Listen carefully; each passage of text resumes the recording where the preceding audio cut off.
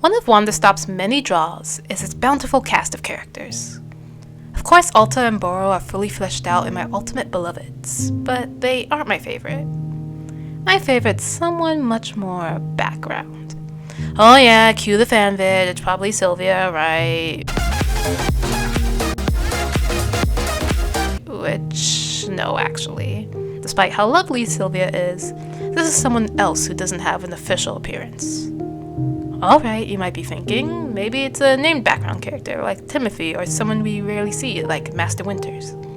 To which I still say no. Then you might say, oh, someone only mentioned by name, like Alta's mother or Ren's friend Shar. To which I still say no. You might even venture the offhandedly mentioned Lady Ash. And I will tell you, it's still a no. So who is it? Who is this elusive character? It is the forest. Wait, put the tomatoes down. Okay, so to analyze this properly, we're going to have to side tangent a bit. Notice how this title is also a review about achievements? Yeah, we're going to talk about those because the achievements are heavily tied to the forest. Let's begin.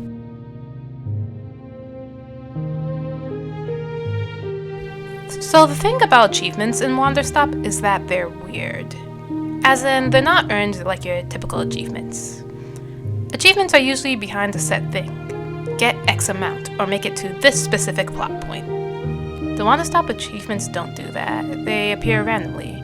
Just by playing the game through, you'll get them all. Which fits the whole meaning of Wanderstop where you don't have to do something productive to be worthy of achieving anything.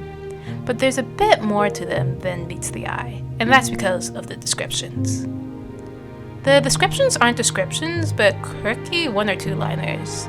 They interesting enough tend to say a you and even use an I at one point. The first time when I was playing through the game and getting these achievements, I thought it was the creator, Davey, talking to us, the players. I mean, it has that kind of meta, I am outside of this universe vibe, and seems perfectly on brand for him, so I thought nothing else to it. But when I looked through them later, and very specifically when I looked through them with their attached photos, it just clicked. This is the forest speaking, talking about the characters and their struggles. That meta point of view is because the forest, which is a magical entity who does not have the same problem as all our human-esque characters, is commenting on these people from that distant standpoint and from its own knowledge of how to best help people. Essentially, the forest is commenting on the game. And goodness, does it have interesting things to say. Let's dive in, shall we? As far as I can tell, even if the when is variable, everyone gets the achievements in the same order. So we'll start from the top and work our way down.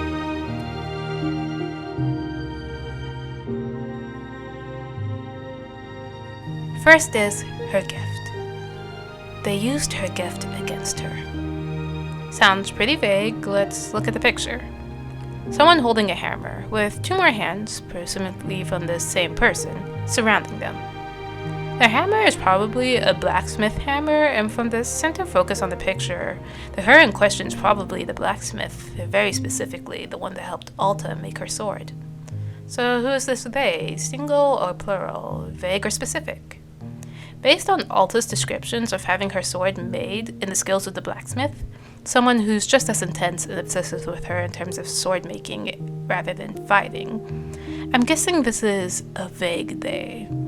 Talking about how the masses, or in this case, Alta, have essentially dug into the blacksmith's own obsessive nature and used it for their own personal gain.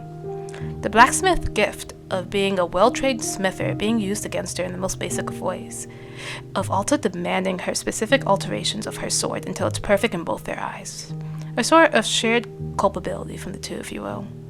Ouch, Forrest. Harsh. Next is a personal favorite. So much time. It will be okay. You have so much time. Comforting words and an even more touching tone as the forest addresses its golden boy and favorite child, Boro. Son, look at my son. Pride is not the word I'm looking for. Actually though, this is the forest talking to / about Boro. I've already talked in detail about Boro's flower symbolism before, so I'll simply say that the simple yellow flower represents Boro, as seen on his uniform in the form of a pin, and focus on analyzing the deeper meaning of the picture. A stunted yellow flower, growing much slower compared to others. Not trying to plug my own video, but I've mentioned before in the Boro analysis video that Boro definitely knows what Alta is going through because of experience. From the bits we can piece together and the way he talks about himself even now, he's someone who also used to push himself to be molded into who he thinks he should be. Trying to make coffee, staying up late on nothing but sweet millium, so on and so on. And the forest, who messes with time. The forest, who reminds you that as long as you're alive, you have all the time in the world. The forest, who loves Boro, is telling him to be at peace, to not compare himself to others because you'll be okay. You have so much time. That added so really hits home because yes, people do have infinite time. And the sense of life is so much longer than you think, but also because as long as you're alive, you can keep molding yourself. Every bit, every piece, every second is yours. But also, that extra so really hits home when you remember that the force speeds up time. So Boro gets extra minutes from people's days. You especially have so much time, Boro, because you are here with me, the forest. It's as much comforting as it is informing. Very warm. The forest really does love Boro. So much that he gets 2 achievements back to back. You thought I was kidding about Golden Boy Boro? Oh girls, we barely even scratched the surface with these 2. But a preface first. I had been stumped over this next achievement for the longest time. Through the miracles of English, the he pronoun narrowed it down. But I still pondered. I'd wondered if it was related to Gerald, since both Boro and Ren already have achievements, and if I squint, it kinda fits him. What is needed?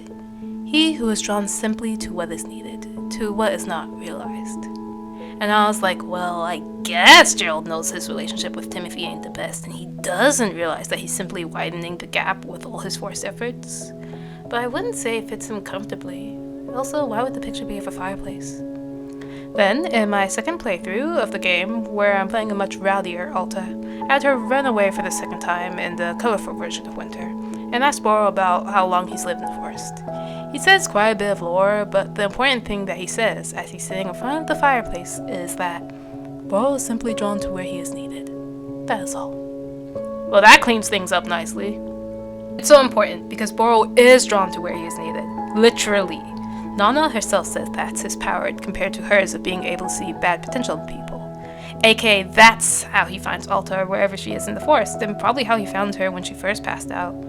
It's obvious Boro has a connection with the forest, even saying so himself, but I think this achievement really hones in why the forest speaks to him so, and why he set up Wanderstop in such a mysterious place. Who could be needing it more than a bunch of burnt out people who have wandered towards this forest for one reason or another? And considering how the forest will literally use Boro and Alta as deliverers for mail that people lose, or just general guidance in a wistful place for others, yes, Boro is quite frankly needed here, at Wanderstop, with the forest. What I like the most about these 2 achievements is that while so much time is the forest addressing Boro, perhaps even a younger Boro who still hasn't settled into his own skin, what is needed is describing him, and very specifically, a him who has set up shop and tries to be what people need. Both relate to Boro, but in slightly different ways.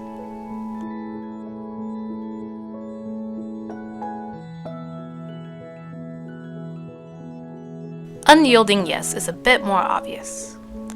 A colorful pupa turning into a boring moth. An ancient, multi-dimensional being transforming themselves into a businessman. I think what's really beautiful about this one and how it describes Zenith is how the forest itself seems to say yes to everything. All of it, the unyielding yes.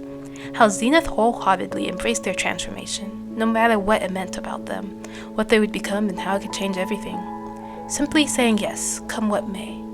Good or bad, embracing it wholly and truly. I think this makes the forest happy and is the most important aspect of rolling with the punches as they come. Not worrying about what could be or what shouldn't, but simply letting what is happen. Satisfactory. Satisfactory numbers, but we're going to have to let you go. This achievement has a chart going downwards as the arrow stabs people. It obviously brings to mind the businessmen, but despite the picture association, none of the businessmen ever talk about being fired. So is this achievement trying to lampshade that? Or is there perhaps even a throwaway line or two I've yet to see in which the businessmen do mention that? Or is this a more vague pain that no matter how hard you try, even if you're doing well, both nothing is forever, nor is anything certain. Life can always change. Well, these are vague little humanoids. There is a businessman chart in the background, so I'll settle on this achievement being for the businessman overall.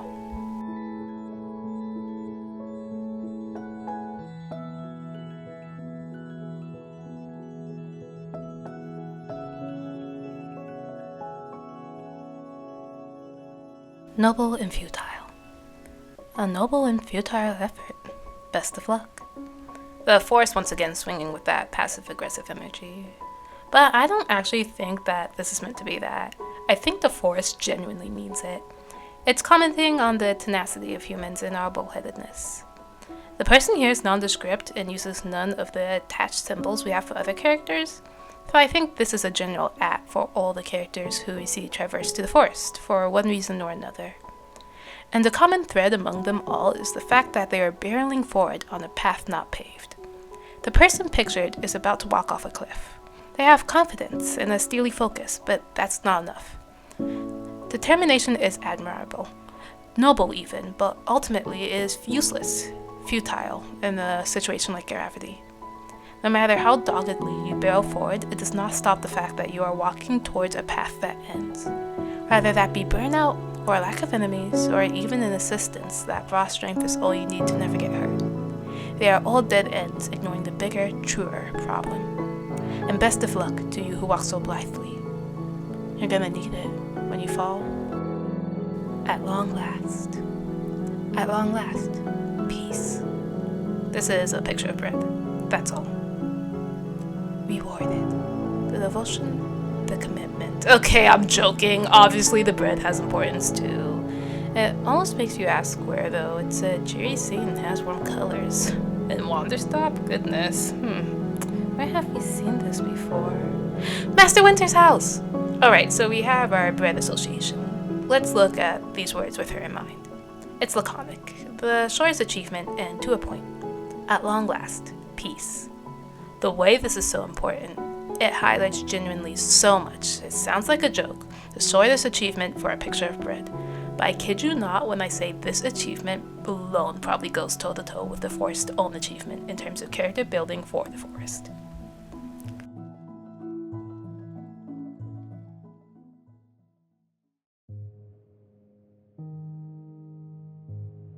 We know little of Master Winters. In fact, everything we know about her comes from Alta's mouth. Most of it is unskippable, such as her mention in the intro and her cutscene for the clearing change.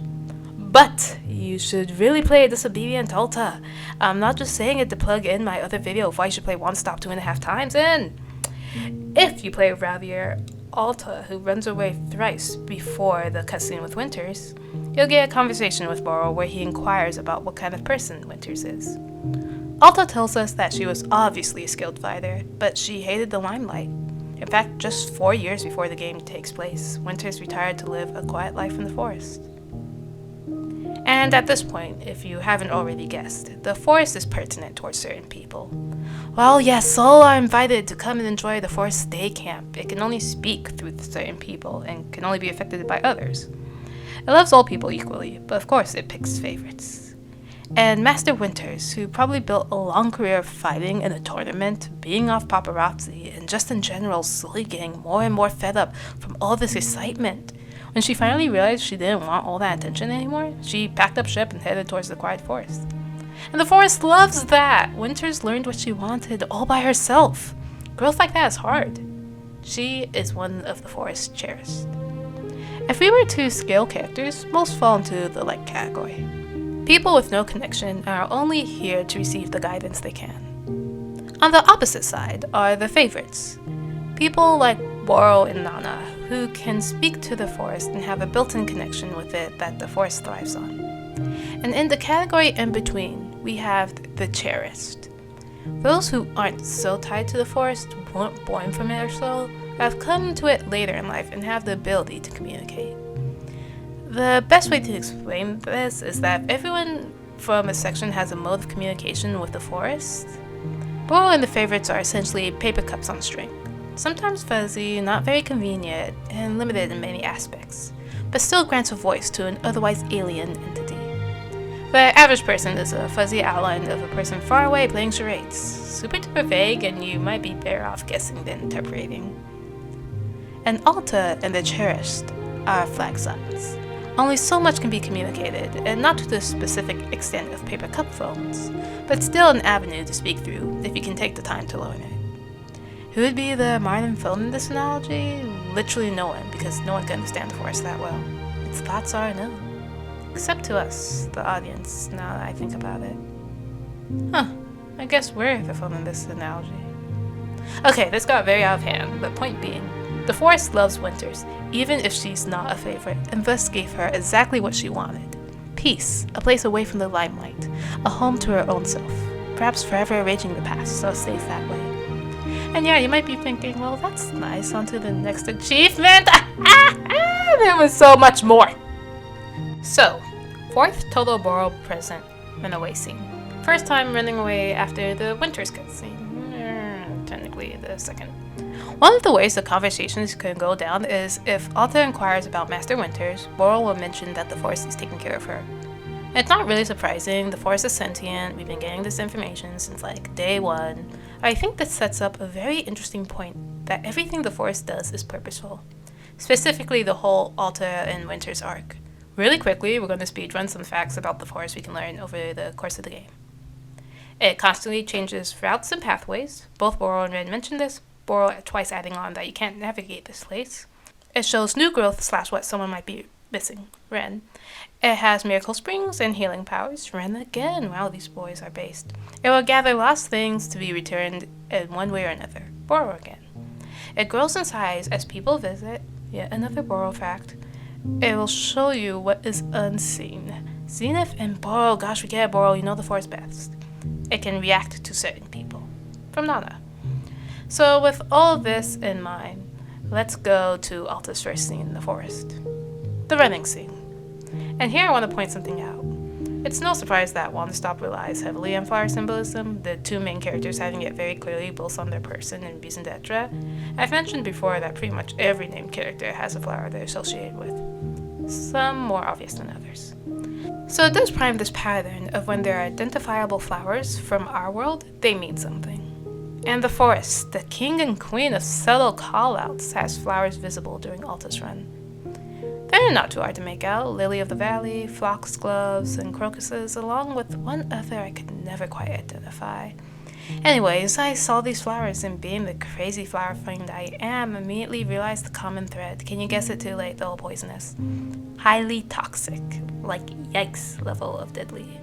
Is it any wonder that Alta is doing perhaps the most detrimental thing to herself by continuously pushing the forest would be signaling and reacting as so? But that's not all, folks. We gotta look at the scene chronologically, as in, this is after Alta has already found Master Winters. So let's erase everything I told you for now and think of this. The forest guides you with its ever-changing path. It lets you see what it thinks is most beneficial to your growth. While yes, Alta wanted Master Winters to fix her, the forest's reason for letting them meet, for letting the path to Winters be viable, is not for that reason. It is so that Winters could also prescribe peace to Alta. The funny thing about Winters rejecting training Alta but still inviting her to stay is that literally everything she is suggesting, that's what Boral does! The forest lets these two meet because Winters is Alta perfected. She is a warrior who understands the value of rest and recovery and peaceful vibes. The forest lets them meet because it thinks that this is how Alta can start planting the road to change. Who better to tell her all this stuff than a fighter? No need to get Boral involved, this is an easy in and out change. It's just one teensy-weensy mistake. Winters is not the person to tell Alta this, because she's a fighter. Because Alta is so caught up in this predetermined image she already has of Winters and how everything will go down, that her suggestion that is opposite to everything Alta is, feels more like an attack than anything. The reason Winters gets attacked and Boral doesn't is a multitude of things, but one of them is because Alta has no prescribed notion of Boral. He means nothing to her because of how distantly connected they are. And the forest realizes that it effed up big time and brings out the big guns out here screaming, "My son! Please, your help is needed!" So yeah, the poisonous flowers are as much a reaction to Alta's mood as they are a warning about her current path. Woof. Anyways, yeah, the bread achievement had no meaning whatsoever. We really could have done without it, Ivy Road. Rewarded. The devotion, the commitment. It will surely be rewarded. It must be. Hello, hello, I think I know whose eye this is. AKA the red achievement. Of all the achievements, I think this one hurts my heart the most because it's just so poignantly Ren. Ren is a character who believes that setbacks are what defines you. That person is their truest self when facing pushback. To the point where my man loses an arm and says he will rise above it. Because he has to. Because pain has to mean something. Because if things happen to you, not out of some sense of justice and growth, but rather just because, what would it all mean? Everything you have tried and suffered through. No. It has to all mean something. Surely it must. It will. It will be rewarded. If you believe in it hard enough, it shall come to fruition. And that's just Ren's MO in the achievement. Plus, fun fact, I think the art scene is depicting when the Vindian Empress is honoring him and presenting him with the mask. Both pieces. And then, as both pieces failed to merge, an insight. More forced commentary, this time about Alta and her lack of reconciliation between her yellow self and own image. Very specifically, it shows a closed fist on a red background with an open fist with a blue background, which makes me think of nature versus nurture, the idea of rewarding someone for doing a good job versus punishing them for a bad one. Alta rejected her yellow self, wishes for it not to be her because then she can just rid herself of it and be rid of all her unsavory parts. But things aren't that easy, and noticing realizing that can't all be wrapped up in a nice bow, that's an insight, and seeing is a wonderful first step. Your moment. You were not ready, but it was your moment all the same. This is an interesting one, mainly because I don't know who this pertains to. The image is a candle surrounded by flames, melting all the faster because of it. There's irony about a candle being melted by flames, but what most would fail to know is that the flames that burn it so are not its own. It's an inferno, entirely outside of its control. Demon Hunter is associated with candles, so is it them? Perhaps a nod to the trial by fire they are enduring by being tossed into a world that they are clearly not ready for, their moment being the moment for them to shine as the community's Demon Hunter. Or this could be pertaining to Alta. There's a scene where she's engulfed in flames, and while the both pieces achievement fits that scene more, it could also fit this scene. The only reason I hesitate to give this one to Demon Hunter is because how late it comes in the game, but Winter's achievement comes before Ren's, so who knows. And finally, inward. In spite of these failures, I invite you inward still. Finally, we get to that I pronoun. The forest itself finally being mentioned, speaking directly. Oh goodness, Forest. Despite all these people being failures or losers or dorkbots, none of them are bad people. They may have made bad decisions, but it doesn't forever slather them with the stain of badness. Growth and change is possible. And sometimes we humans are a little silly, and sometimes we need a push. Whether it's a tea shop to gain respite from the world at large, or forcing you to pass out to gain respite from the tea shop. This is the forest's purpose. Is it intentful or forced? Considering these achievements, yes. The forest does it for its own wants. It wants you to better yourself, in spite of what the world may have done to you, in spite of what you may have done to yourself, in spite of what little hope you hold left. I invite you inward still, to me, to my gathering, where you may heal just a bit. So yeah, those are the achievements in That's the Forest, a sage being who sees everything with a discerning eye. Hidden in the meta point of view it has. Definitely my favorite character just because of the simple steps you have to take to piece it all together. And the way a lot of the game makes so much more sense when you realize the powers and attitudes of the Forest. Also saying her sword is heavy is the body keeping the score. She may not remember stabbing Winters, but her body does, and the Forest reacts accordingly, perhaps even purposely, by trying to let her let go of that sword for just a bit. She can't go with Ren to that magic stream flash. It hurts when she tries to imagine doing so because the Forest is like, nope, not the right path. How dare you use my own powers against me? No cheating! And Boar's comment about how the Forest simply gives you breathing room, lets you see and make choices otherwise unseen, well, it only makes sense that the very first choice we get to make with Alta happens as she's running in the Forest. All the choices we can make as a player, quite literally representing the breathing room Alta has. And there's still quite a bit that could be said for the forest and the way it communicates with Alta, especially through sound, but we'll leave that for another video, and instead I'll end with this. With flowers being so important to the game in the forest, I think it's heartwarming that after Alta and Monster reconcile, behind them you can see a tulip, symbolizing new beginnings. I believe the forest would be sending you off now, Miss Alta. Best of luck to you.